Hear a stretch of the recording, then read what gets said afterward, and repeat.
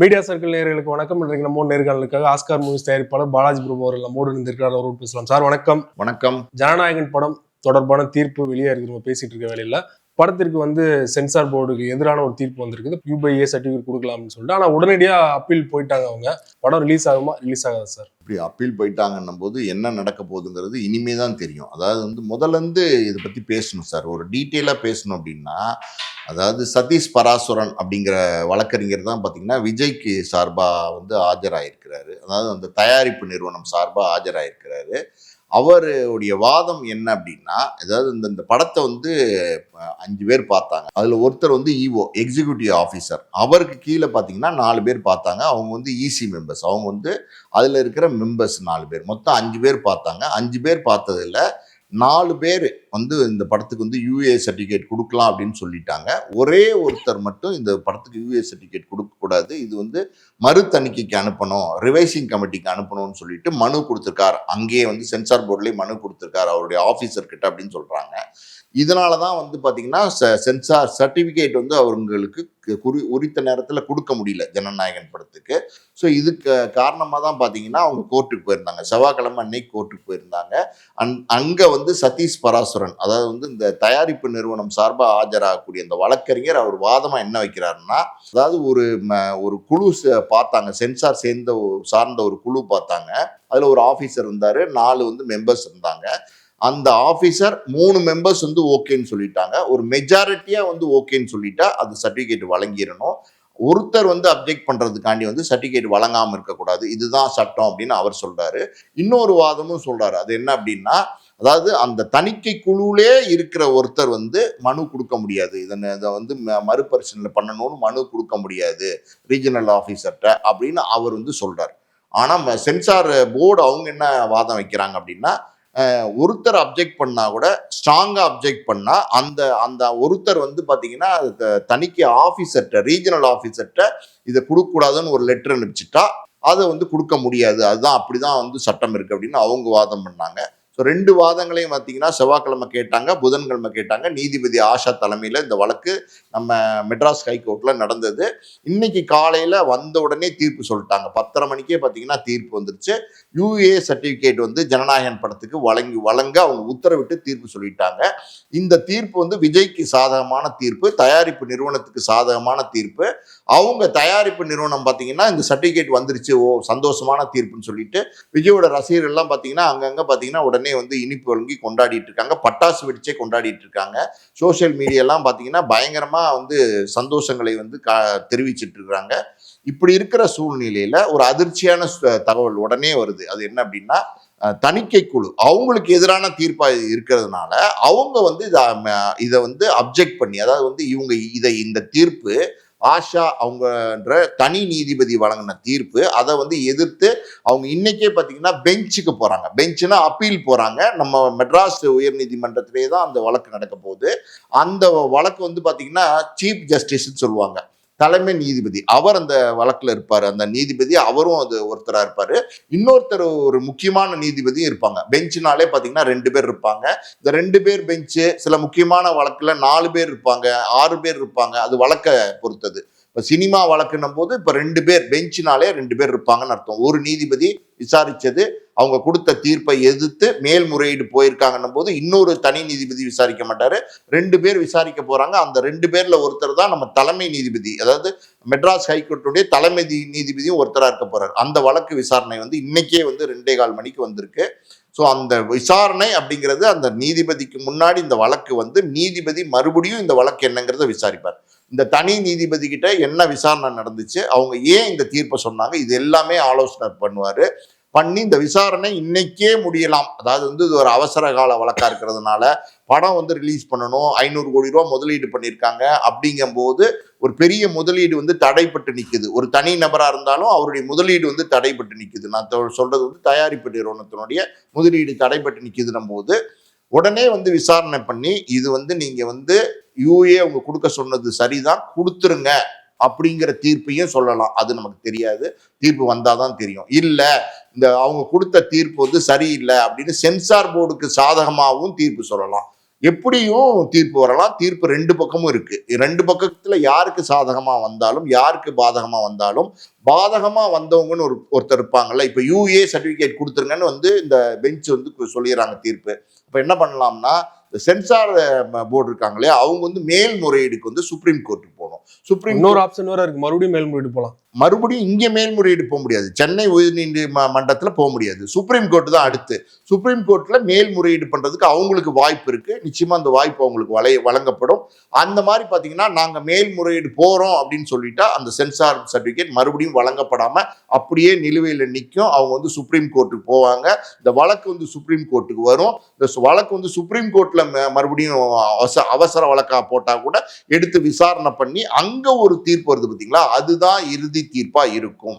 இப்போ வந்து விஜய்க்கு வந்து எதிர்ப்பா அந்த தீர்ப்பு வருது.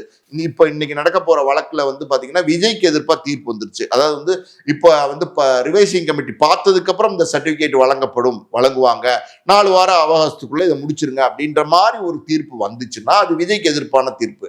அப்ப விஜய்க்கு எதிர்ப்பான தீர்ப்பு வந்தா விஜய் வந்து சுப்ரீம் கோர்ட்டுக்கு போறதுக்கு வாய்ப்பு இருக்கு. அதாவது விஜய்க்கு எதிர்ப்பான தீர்ப்புனா அந்த தயாரிப்பு நிறுவனம் பாத்தீங்கன்னா சுப்ரீம் கோர்ட்டுக்கு போய் இது வழக்கு தொடுக்கிறதுக்கு ஒரு அவசர வழக்கா மறுபடியும் அவங்க நீதிக்கு போராடுறதுக்கு வாய்ப்பு இருக்கு. ஸோ இதுதான் வந்து இன்னைக்கு சிச்சுவேஷன். கோர்ட்டுக்கு போனதுக்கு அப்புறம் இந்த விதிமுறைகளை பின்பற்றாமல் இந்த சர்டிபிகேட் உடனே வழங்கப்பட மாட்டாது.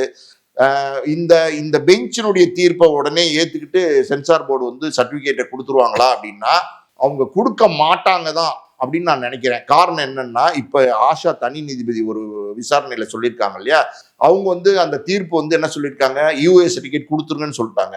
அப்ப வேணா இனி மேல்முறையீடு போக வேண்டாம், இனிமே இதை தொடர வேண்டாம்னு நினைச்சாங்கன்னா இந்த கண்டிஷன்லயே இவங்க கொடுத்துடலாம் சர்டிபிகேட்டை. மேல்முறையீடு போகணும் அப்படின்னும் போது அவங்களும் வந்து ரெடியா இருக்காங்க போட்டிக்கு. அதாவது அது என்னன்னு மோதி பார்த்தலாங்கிற முடிவுக்கு சென்சார் போர்டும் இருக்காங்கிறது நமக்கு தெளிவா தெரியுது. ஆமா, கிட்டத்தட்ட ஒரு ஈகோ ப்ராப்ளம் பிரஸ்டீஜ் இஷ்யூ மாதிரி ஆயிடுச்சு. ஸோ இங்க மேல்முறையீடுக்கு போயிட்டாங்க, இப்ப பெஞ்சுக்கு போயிட்டாங்க. பெஞ்சு தீர்ப்பு அவங்களுக்கு எகென்ஸ்டா வந்தா மறுபடியும் சுப்ரீம் கோர்ட்டுக்கு போவாங்க அப்படிங்கிறது நம்ம தெரிஞ்சுக்க முடியுது. ஸோ அப்படி போனா இதெல்லாம் நடக்கும். அப்படி போனா சுப்ரீம் கோர்ட் தீர்ப்பு தான் இறுதியானது. அது வர வரைக்கும் எதுவுமே சொல்ல முடியாது. அது வரைக்கும் படம் ரிலீஸ் ஆகுமா ரிலீஸ் ஆகாதா இதெல்லாம் எதுவுமே தெரியாது. இப்போதைக்கு இது நிலுவையில தான் இருக்கு. இன்னைக்கே வழக்கு எடுத்துட்டோம்னா ஒரு முடிவு தெரிஞ்சிடும், மேல்முறையீடு போறாங்களா சுப்ரீம் கோர்ட்ல அப்படின்னு. இல்ல, இன்னைக்கே வழக்கு எடுத்துட்டா மேல்முறையீடு போறாங்களா போலையாங்கிறது ரெண்டு பக்கத்துக்கும் அந்த வாய்ப்பு வழங்கப்படுது இல்லையா. அதாவது விஜய்க்கு பாதகமா இருந்தா விஜய் மேல்முறையீடு போவாரு, சென்சார் போர்டுக்கு பாதகமா இருந்தா சென்சார் மேல்முறையீடு போகலாம். ஸோ இந்த ரெண்டுமே இதுக்குள்ள இருக்கு. இடையில வந்து டியூஸ்டே வெனஸ்டே வேற கோர்ட் வர லீவ்ல சார். ஸோ அதுவுமே தள்ளி போக வாய்ப்பு இல்லை. ஒருவேளை இன்னைக்கு எடுக்கல, மண்டேவும் எடுக்கல அப்படின்னா அடுத்து தேர்ஸ்டே தான் எடுக்க முடியும் இல்லையா இந்த வழக்க. இல்லை, டியூஸ்டே வெட்னஸ்டேங்கிறது நீங்க நல்லா தெளிவா புரிஞ்சுக்கோங்க. டியூஸ்டே வெட்னஸ்டே கோர்ட் லீவு தான். ஆனா அது வந்து நம்ம தமிழ்நாட்டில் தான் வந்து கோர்ட்டு, நம்ம ஹைகோர்ட் மெட்ராஸ் ஹைகோர்ட்டு தமிழ்நாட்டில் உள்ள கோர்ட்டு தான் லீவு. டெல்லியில் இருக்கிற சுப்ரீம் கோர்ட்டுக்கு இந்த ஹாலிடேஸ் இப்ப கிடையாது. அப்படி இருக்கும்போது இந்த வழக்கு வந்து இன்னைக்கு வந்து எந்த தீர்ப்பு வந்தாலும் அதை எதிர்த்து போறதுன்னு முடிவு பண்ணிட்டாங்க சுப்ரீம் கோர்ட்டுக்குன்னா அது வந்து திங்கக்கிழமை தான் போக முடியும். திங்கக்கிழமை வந்து சுப்ரீம் கோர்ட்ல எதிர்த்து அவசர கால வழக்கா போட்டா அன்னைக்கு வந்து மறுபடியும் அந்த வழக்கு வந்துச்சுன்னா அதுக்கப்புறம் அது என்ன நடக்கும்னு நமக்கு தெரியாது. ஆனால் சுப்ரீம் கோர்ட்டுக்கு ஹாலிடேஸ் கிடையாது.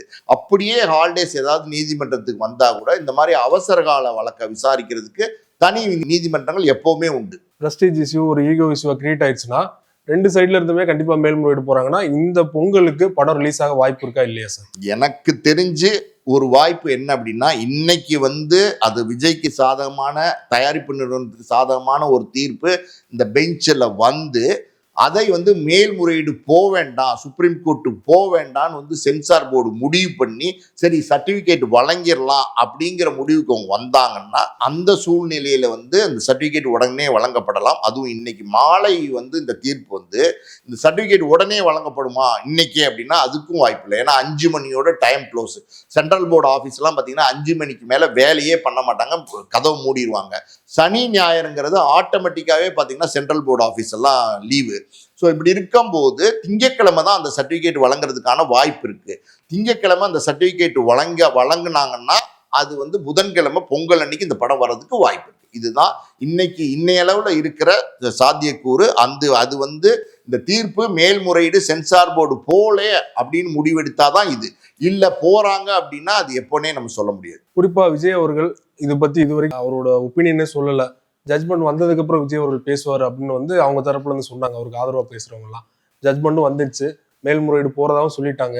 விஜய் அவர்கள் இனிமேலாவது எதிர்த்து குரல் கொடுப்பாரா? இது எதிர்த்து குரல் கொடுக்கறதுக்கு என்ன இருக்கு? பொலிட்டிக்கலா ஒரு இது பிரஷர் பொலிட்டிக்கல் பிரஷர்னு அவங்க சொல்றாங்களே தவிர இதுல பொலிட்டிக்கல் பிரஷர் இருக்கா இல்லையான்னு நமக்கு தெரியாது. அதாவது இது பல கோணங்கள்ல இன்னைக்கு விவாதம் பண்ண ஆரம்பிச்சிட்டாங்க சார். இன்னைக்கு வந்து சோசியல் மீடியால பாத்தீங்கன்னா ஒரு பக்கம் பொலிட்டிக்கல் பிரஷர்ங்கிறாங்க, ஒரு பக்கம் பாத்தீங்கன்னா பிஜேபி வந்து அழுத்தம் கொடுக்குறாங்க விஜய்க்குன்னு சொல்றாங்க, ஒரு பக்கம் வந்து டிஎம்கே வந்து மறைமுகமா வந்து இந்த விஷயங்களை பண்ணிட்டு இருக்கிறதா சொல்றாங்க, ஒரு பக்கம் பிஜேபி டிஎம்கே ரெண்டு பேரும் கூட்டா சேர்ந்து இதை வந்து விஜய் அட்டாக் பண்றாங்கன்னு சொல்றாங்க, ஒரு பக்கம் பாத்தீங்கன்னா இதுவே வந்து விஜயோட நாடகம் தான். அதாவது வந்து பாத்தீங்கன்னா இந்த போட்டியில வர்றதுக்கு விஜய் விரும்பல, 1000 தியேட்டர்ல வந்து தனியா அந்த படத்தை ஓட்ட வைக்கணும், தனியா ஒரு பெரிய கலெக்ஷனை பண்ண வைக்கணும், இப்ப இந்த சூழ்நிலை இல்ல, இன்னைக்கு வந்து பாதி தியேட்டர் ஆயிடுச்சு அப்படின்னும் போது இந்த போட்டிக்குள்ள வந்து சிக்க வேண்டாம், தனியா வரலாம் அப்படின்னு விஜய் நினைக்கிறாரு. அதனால வந்து விஜயும் பிஜேபியும் சேர்ந்து வந்து இந்த விளையாட்டை விளையாடுறாங்கன்னு சொல்றாங்க. பலவிதமான யூகங்கள் இன்னைக்கு சோசியல் மீடியால இருக்கு. இது எல்லாமே நம்ம வந்து எதுவுமே உறுதிப்படுத்த முடியாது. இதெல்லாம் யூகங்களாவே இருந்துகிட்டு இருக்கு. எது எப்படியோ சார், இது வந்து ஒரு பட தயாரிப்பு நிறுவனத்துக்கும் ஒரு சென்சார் போர்டுக்கும் உள்ள பிரச்சனையா மட்டும்தான் நம்ம இப்போதைக்கு பார்க்க முடியும். அதுதான் நேர்மையான பார்வையா இருக்கும். அப்படி பார்த்தீங்கன்னா இந்த விளையாட்டு எப்போ முடியும்னு தெரியாது. இது வந்து ஒரு ஈகோ பிரச்சனை மாதிரி ஆயிடுச்சுன்னு நினைக்கிறேன். ஸோ இது எப்போ முடியும்னு தெரியாது. எனக்கு தெரிஞ்சு சுப்ரீம் கோர்ட்டுக்கு போயிட்டாங்கன்னா கால வரை இல்லாம தள்ளி போறதுக்கும் வாய்ப்பு இருக்கு. பராசக்தி படமும் நாளைக்கு வெளியாக இருக்குது, அனௌன்ஸ் பண்ணிட்டாங்க. ப்ரொமோஷன்லாம் வந்து பயங்கரமா எல்லா ஸ்டேட்லயும் போயிட்டு இருக்காங்க. அந்த படத்துக்கு போய் இது வரைக்கும் கையில வந்து சென்சார் சர்டிஃபிகேட் கிடைக்கல அப்படிங்கிற சுச்சுவேஷன் தான் இருக்கு இல்லையா? அந்த படம் திட்டமிட்டபடி வெளியாக நினைக்கிறீங்க நாளைக்கு? அதுவுமே இன்னைக்கு கேள்விக்குறியில தான் இருக்கு. அதாவது என்னன்னா, பராசக்தி படத்துக்கும் சென்சார் சர்டிஃபிகேட் யூஏ வழங்குறதா சொல்லிட்டாங்க. அது கொடுத்த கட்ஸ் வந்து சுதா கோங்கரா வந்து ஒத்துக்கல, நாங்க ரிவைசிங் கமிட்டிக்கு போறோம்னு அவங்களே ரிவைசிங் கமிட்டிக்கு போயிட்டாங்க. போனதுக்கு அப்புறம் பாத்தீங்கன்னா ரிவைசிங் கமிட்டியில பார்த்து அவங்க சில கட்ஸ் கொடுத்துருக்காங்க. இதெல்லாம் சுதா கோங்கரா ஏத்துக்கிறாங்களா ஏத்துக்கலையா அப்படிங்கிறதுக்கு நமக்கு தெரியல. ஏத்துக்கிட்டதா ஒரு பக்கம் வாதம் சொல்றாங்க, ஏத்துக்களை இன்னும் தொடர்ந்து போராடிக்கிட்டு இருக்காங்கன்னு ஒரு பக்கம் சொல்லிட்டு இருக்காங்க, கொடுத்துறோம் யூஏ அப்படின்னு சொல்லிட்டாங்கன்னு ஒரு பக்கம் சொல்லிட்டு இருக்காங்க. ஆனா இன்னை வரைக்கும் இந்த நிமிஷம் நம்ம பேசிட்டு இருக்க வரைக்கும் பாத்தீங்கன்னா பராசக்தியோட பிசிக்கல் சர்டிபிகேட், அதாவது வந்து சர்டிபிகேட் அவங்க கையில வரல. பொதுவாக இப்போ சென்சார் போர்டில் என்ன பண்ணுவாங்கன்னா, நீங்க உங்ககிட்ட சர்டிபிகேட்டை கொடுக்கும்போது அதை ஆன்லைன்ல வந்து அப்லோட் பண்ணிடுவாங்க. ஆன்லைன்ல அப்லோட் பண்ணிட்டாங்கன்னா அவங்க யார் வேணா போய் சென்சார் சர்டிபிகேட்டை பார்த்துக்கலாம். ஸோ ஆன்லைன்ல இது வரைக்கும் அப்லோட் ஆகலை, பிசிக்கலாகவும் அவங்க கிட்ட அந்த தயாரிப்பு நிறுவனத்துக்கு சர்டிபிகேட் போல. இது பராசக்திக்கும் இந்த பிரச்சனை நீடிக்குது. இன்னைக்கு ஜனநாயகன் 9ஆம் தேதி ரிலீஸ் ஆக வேண்டியது. இந்த எல்லாருக்கும் தெரியும் என்ன பிரச்சனைனால ரிலீஸ் ஆகாம போச்சு, ஏன் அந்த தயாரிப்பு நிறுவனம் தள்ளி வச்சாங்கன்னு. இன்னொரு பக்கம் என்னன்னா செய்திகள் வருது, என்ன வருதுன்னா நெதர்லாண்ட்லாம் வந்து நாளைக்கு 10ஆம் தேதி பராசக்திக்கு ஓப்பன் ஆக வேண்டிய ஷோஸ் எல்லாம் கேன்சல் பண்ண சொல்லிட்டாங்க, அதெல்லாம் ஸ்டாப் பண்ணுங்க, வெயிட் பண்ணுங்கன்னு சொல்லியிருக்காங்க. தயாரிப்பு நிறுவனத்திலிருந்து உத்தரவு வந்திருக்கு அப்படின்னு ஒரு பக்கம் வந்து செய்திகள் கசிஞ்சிட்டு இருக்கு. ஸோ இதுவும் என்ன நடக்குதுன்னு தெரியல. இதுக்குள்ளேயே 1000 பிரச்சனை இருக்கு. ஒரு பக்கம் விஜய் படத்துல அது ஒரு வேற மாதிரியான பிரச்சனையா போயிட்டு இருக்கு. இன்னொரு பக்கம் பராசக்தியை பொறுத்த வரைக்கும் பாத்தீங்கன்னா இந்த ஹிந்தி எதிர்ப்பு இல்லை, அவங்க தெளிவா சொல்லிட்டாங்க, ஹிந்தி திணிப்பை எதிர்த்து போராடுறோம்னு சொல்றாங்க. ஸோ அது வந்து மத்திய அரசுக்கு எதிரான ஒரு விஷயமா இருக்கிறதுனால அதுலயும் வந்து சர்டிபிகேட் கொடுக்கறதுல நிறைய பிரச்சனைகள் இருக்கு. நிறைய முக்கியமான டயலாக்ஸ், முக்கியமான காட்சிகள்லாம் நீக்குனா சர்டிபிகேட் தரோம்னு சொல்றதா ஒரு தகவல் இருக்கு. சுதா கோங்கரா அதுக்கு ஒத்துக்கிட்டா வந்து முழு கதையுமே அடிபடும். அந்த கதையே வந்து அதை நோக்கி தான் டிராவல் பண்ணுது. அந்த முக்கியமான காட்சிகள், அதை மையமா இருக்கிற காட்சிகளை நீக்கிட்டா கதையை வந்து பெருசா நகர்த்த முடியாது, நகர்ந்து போறது வேஸ்ட் ஆயிரும் அப்படின்னு சொல்லி அவங்க நினைக்கிறதா சொல்றாங்க. மொத்தத்துல இதுதான் இன்னைக்கு வந்து சூழ்நிலை. இந்த பொங்கலுக்கு 2 படம் வருமா வராதா அப்படின்னா ஒரு படம் வராதுங்கிறது உறுதியாயிடுச்சு, இன்னொரு படம் என்னங்கிறது இன்னும் தெரியாம இருக்கு. ஜனநாயகன் தீர்ப்பு தொடர்பாக பல்வேறு விஷயங்களோட பயன்படுங்க. மிக்க நன்றி சார். நன்றி.